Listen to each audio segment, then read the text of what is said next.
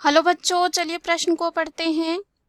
एक मनुष्य की मादा में जीवन की कौन सी अवस्था में oogenesis प्रारंभ होता है? पहला है यौवनावस्था पर, दूसरा है मेनार्च के दौरान, तीसरा है मेनोपॉज के दौरान, चौथा है भ्रूण विकास के दौरान। तो आइए देखते हैं इस प्रश्न का हल क्या होगा। तो आइए देखेंगे, सबसे पहले जो है देखते हैं मुख्य अवधारणा क्या होगा।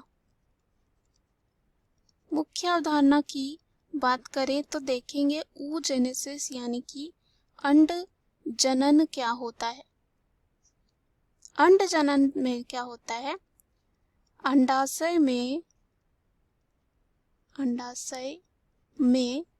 द्विगुणित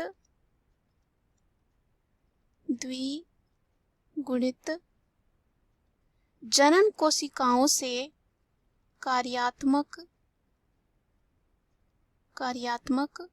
अगुणित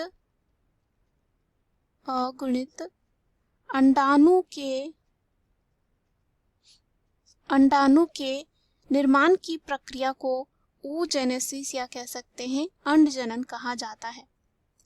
अब इस प्रश्न में हमसे ये पूछा गया है कि एक मनुष्य की मादा में जीवन की कौन सी अवस्था में oogenesis प्रारंभ होता है यानी कि शुरू होता है। तो अंड जनन जो है भ्रूण के विकास के दौरान शुरू होता है। भ्रूण के विकास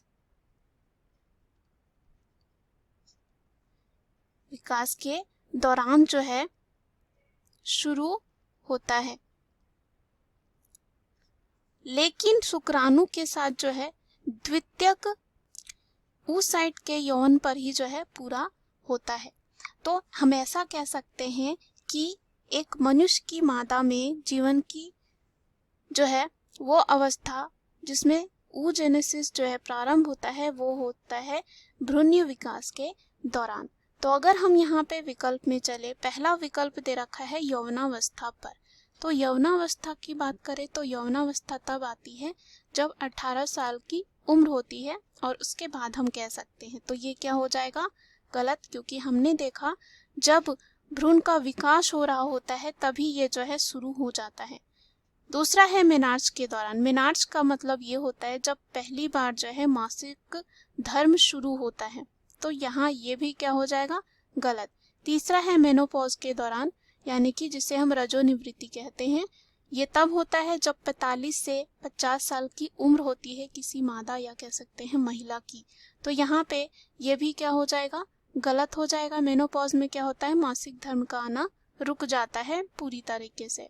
अब डी है भ्रूण विकास के दौरान। तो ये जो है इस प्रश्न का क्या हो जाएगा, सही उत्तर हो जाएगा। दिए गए प्रश्न का सही उत्तर डी है। आशा करती हूँ यह उत्तर आपको समझ में आया होगा। धन्यवाद।